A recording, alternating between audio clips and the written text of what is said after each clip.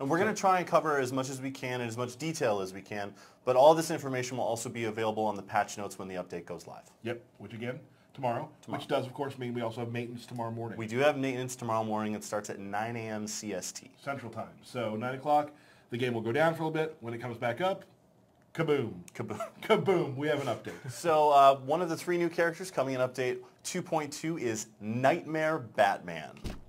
When you start the fight, if he's on your team has a 3-second advantage. So it doesn't quite act as a stun, it more starts as a delay for the enemy team. Like a puff of smoke appears and then you can start attacking. His special 2 is really unique because it's got a gun, and this is the first time that we've got a Batman with a gun in the game, so that's pretty cool.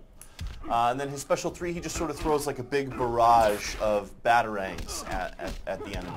Batman, not known for his guns. Not known for his guns, no. But one of the coolest things about him, and something very unique, we're trying to spice up combat a little bit more, so we're taking some of the existing game mechanics and sort of applying them to different abilities the characters have. So in Nightmare Batman's case, he actually has a power drain on his aerial attack. So that is a basic attack that does in fact have power drain on it, which is something new that we're trying. So we're actually adding the ability for you to mass shatter your gear. So what you'll be able to do is you'll be able to run this mass shatter against your collection, and it'll actually create the dust for you. So this creates, they created a unique problem set for us, and we think we've got a really good handle on it. So there are some rules involved with this. So the first is you as a player have the ability to lock and unlock your gear. So if a piece of gear is locked, it will never be auto-shattered until you unlock it and run the auto-shatter again. It's a good rule to have. It is, it is. The second one is any piece of gear that is equipped to a character will also not be shattered. The third is any piece of gear that is above level 40 will not be shattered. And the last one is any piece of gear that is a higher level than a piece that is equipped to a character will not be shattered. More offensive, more highly offensive characters will have a greater weighting on their threat value. Now the power and stats of those characters are not changing. This must be explicitly clear, but the formula for how we calculate threat is changing. So more offensive characters will be weighted a little bit more heavily.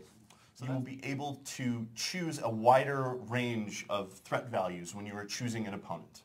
So you'll be able to pick people that are a much higher TTV than you in order to get the third thing I want to talk about.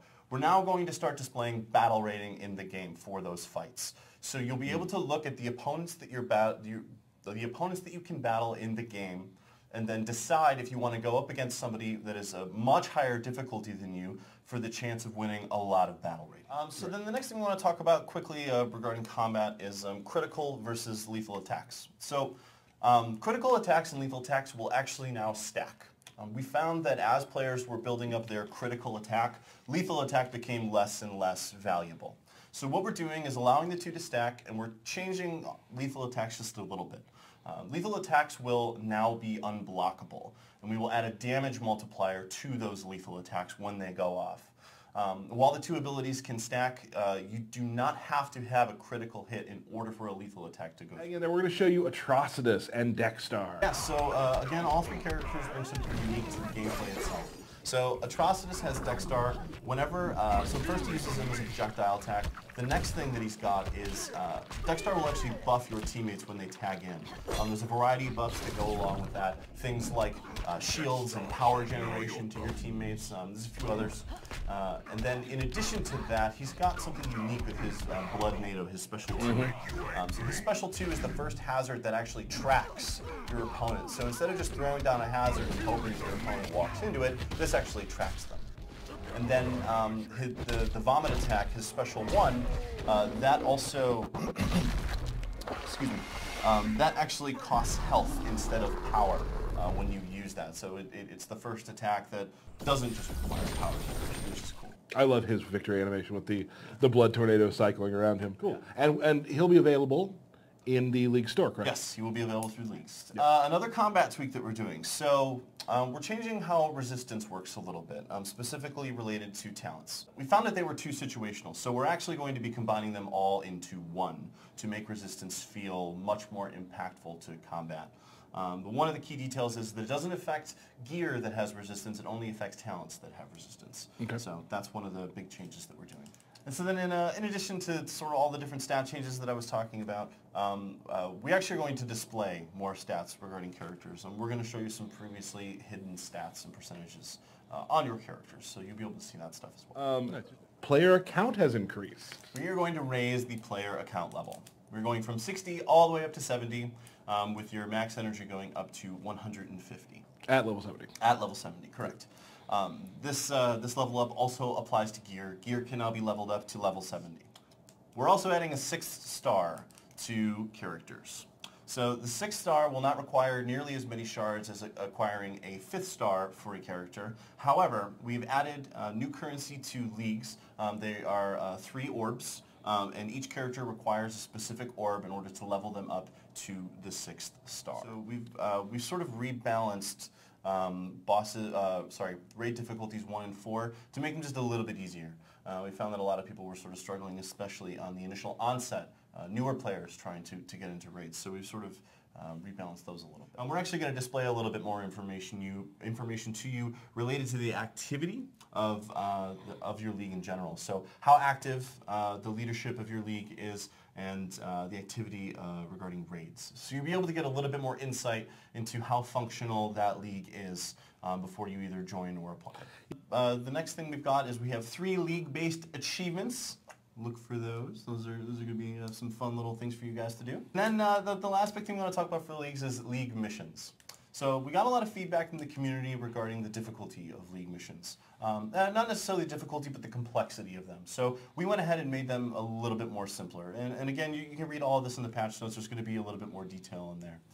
So the first thing to note is that we've reduced the number of league missions from 42 different league missions down to 7. Character-based league missions that require specific characters will now actually just require the class of the character.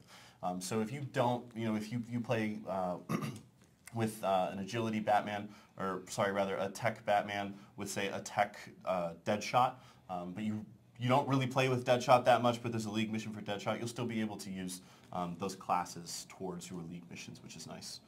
The next thing is that we're removing the restriction on which modes you play in order to unlock these league missions. So, we found that a lot of people were saying, well, I don't really engage with, remote missions as much as I engage with, arena mode. So instead of us gating it based on mode, you'll be able to do this stuff in any mode, which is pretty cool. So in regards to missions that require to level up a hero, we now count that amount of XP earned and or spent. And in the case of gear, we account for the amount of dust that's spent. And this better accommodates the various increases across the variety of things that you can collect throughout the game. Awesome. Yeah. Another thing that I forgot to mention that I was just messaged by the lovely Carly. In 2.2, Power Girl's now 100 in the store. Yes, she is now 100 gems in the store. And Reverse Flash is 200. Yes, so we've reduced those characters' costs. So we're coming up on the 80th birthday of Superman. The Man of Steel. The Man of Steel. So how do you celebrate that? There's a lot of, we have a lot of skins and Injustice and whatever, but like, people have seen those. Oh, yeah. Let's really harken back to what Superman was when he began. So here's what the team came up with. We are going to go with original Action Comics 1 Superman. Yep, classic Superman. And the coolest thing about it is that he actually has the comics skin in game. Now we say that like he literally has the cell-shaded comics gear in skin. So let's take a look at that real quick, Matt. So there he is. Yeah. He is actually cell-shaded with like the punches look like that, and the lasers do. And then the car. So we actually took the car from the cover of Action Comics 1, and that acts as his special 2, which is pretty cool. That attack is called Blast from the Past, and it doesn't just damage the character that's tagged in, it also damages all characters on the enemy team. It's possibly my favorite part of the character, because watch, the wheel rolls off. The wheel rolls off. And they have the old-timey smoke popping out. That's great. So that is, so he's coming to Injustice 2 mobile. And we want to talk about when that's happening. Yeah. Well, real soon. So and with update 2.2, we're going to have Classic Superman. He's going to be a limited time and very rare character. He's actually going to be a part of an arena invasion. And we're going to be running this arena 3 consecutive times in a row with a limited time chest at the end of it. So everybody will have an opportunity to obtain this character.